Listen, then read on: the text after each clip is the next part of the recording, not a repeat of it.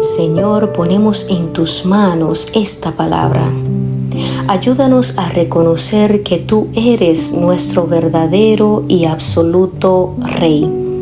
Permítenos entender y seguir tus designios con fidelidad, confiando en tu sabiduría y amor inagotable.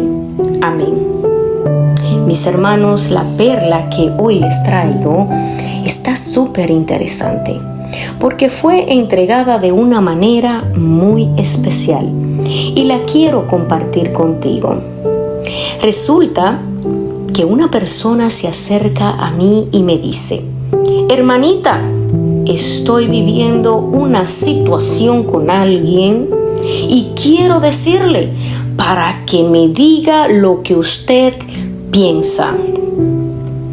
Inmediatamente le hago una pregunta que suelo hacer cuando alguien me pide un consejo y le digo: ¿quieres el consejo espiritual o el carnal? Y me dice rápidamente: quiero el carnal, porque si me dice el espiritual tendré que someterme. Santo Dios. Y es ahí, hermanos, donde el Señor me entrega esta perla y me dirige a un texto bíblico en el cual me ministra. Es tiempo de llevar este texto a un contexto espiritual. Y así el Señor me entrega esta perla a través de esta hermana y amiga, hermanita en Cristo Jesús, la cual le envío un saludo muy especial, pues ella sabe quién es y también sé que escuchará esta reflexión. Mis hermanos, la palabra de Dios está llena de sabiduría. Una sabiduría que cuando la aplicamos a un contexto más amplio, nos da el consejo, la exhortación, también la corrección que necesitamos, la dirección necesaria para poder evitar en nuestras vidas consecuencias que nos acarrean opresión, problemas y dificultades futuras. Así que escucha la palabra énfasis que quiero que atrapes y retengas en tu corazón durante esta enseñanza. Y viene en forma de pregunta: ¿qué terminas haciendo? ¿La voluntad tuya o la voluntad de Dios?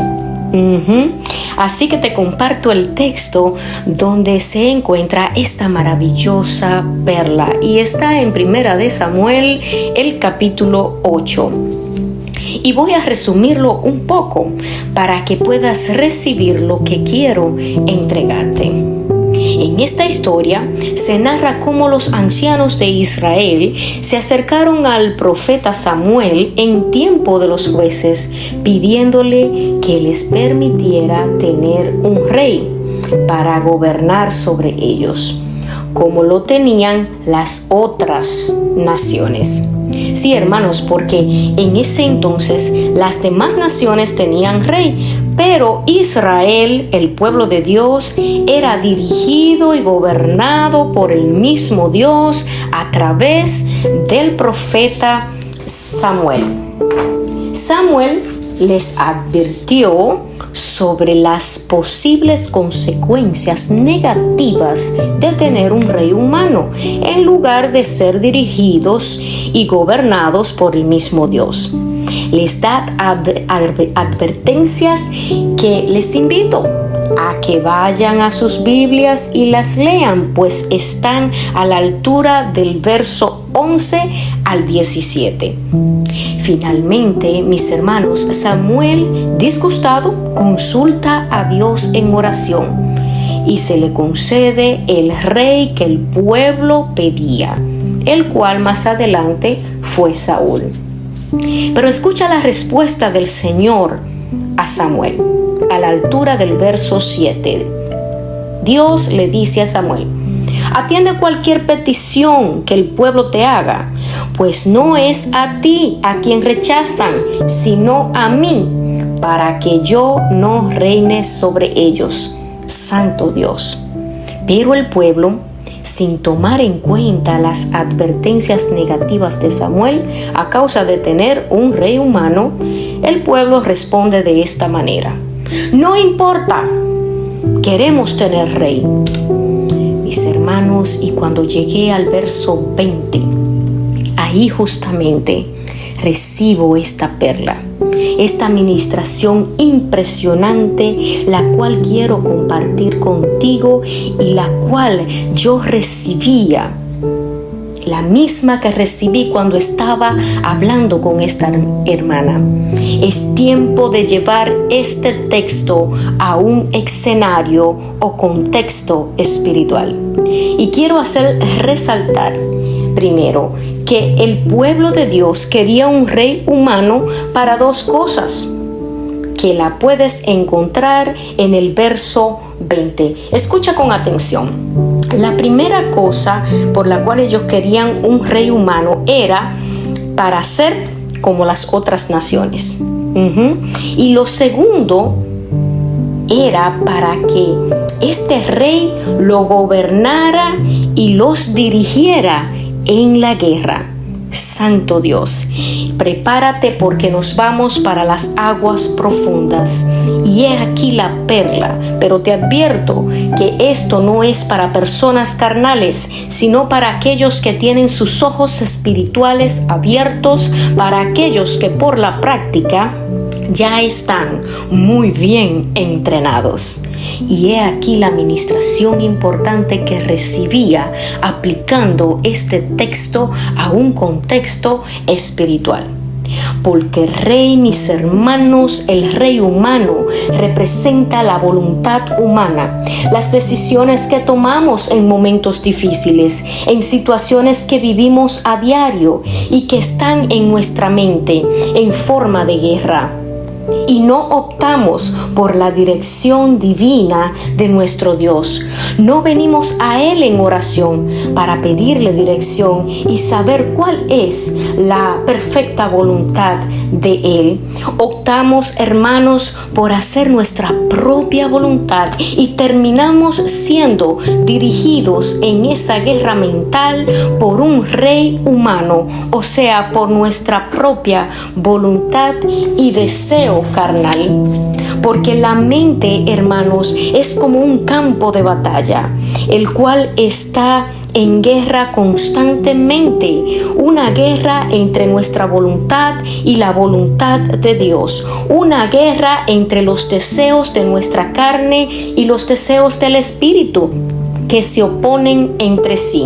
Esto lo podemos confirmar en Gálatas 5:17. Hermanos, al igual que el pueblo de Israel pedía un rey humano para que los guiara en la guerra, para que los gobernara, rechazando así la dirección divina de Dios, muchas personas hoy en día están optando por un consejo carnal, el plenamente humano, rechazando así la dirección divina de Dios. Hermanita, ¿y cómo sé que estoy eligiendo al rey humano? O sea, a mi voluntad y no a la voluntad de Dios. ¿Cómo sé que en esta batalla, en esta guerra que tengo en mi mente, entre hacer lo correcto y no hacerlo, está siendo gobernado por mi voluntad y no la de Dios? Fácil, hermanos, y te lo explicaré de esta manera. ¿Has optado por no perdonar? Rey humano. ¿Has optado por odiar y no amar? Rey humano.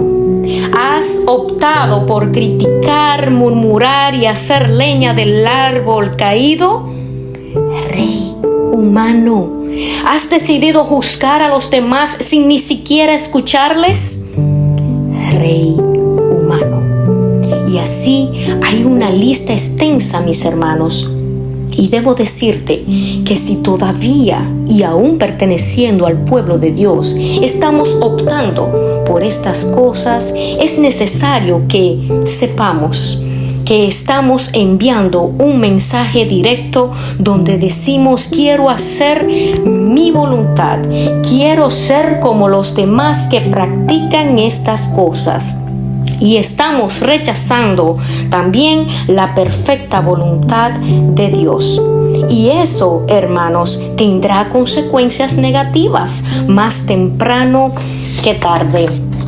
Queremos ser como las otras naciones, dijo el pueblo de Israel, y eso sin prestar atención a las consecuencias negativas que esta decisión traería hacia ellos. Santo Dios, esto está poderoso y no apto para carnales.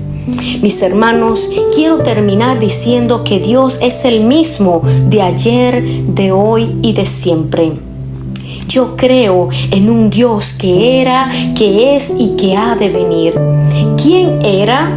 Dios el Padre. ¿Quién ha de venir? Cristo Jesús.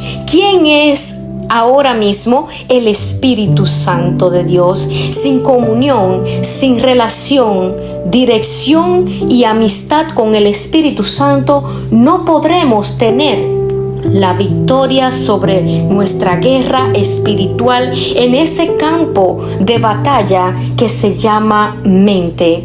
Sin el Espíritu Santo no puedes marcar un antes y un después de Cristo en tu vida. No tienes peso espiritual. El peso que había sobre los apóstoles era el peso del Espíritu de Dios. El peso que había sobre la iglesia primitiva era el peso del Espíritu Santo de Dios. El peso que había, mis hermanos, sobre nuestro Señor y Salvador Jesucristo era el peso del Espíritu Santo de Dios, porque ellos andaban bajo la voluntad del Señor y no bajo la suya propia. ¿Y tú terminas, hermano, haciendo la voluntad de Dios o la voluntad tuya? Es una pregunta para meditar. Que el Señor bendiga tu entrada y tu salida, y haga de ti una persona que donde llegues se sienta el peso de gloria que portas en Cristo Jesús. Si te ha edificado esta perla, te pido que la compartas y me regales un me gusta. Te espero en la próxima con una nueva perla, aquí con Elisa, la hermanita, y en el nombre de Jesús. Amén y amén.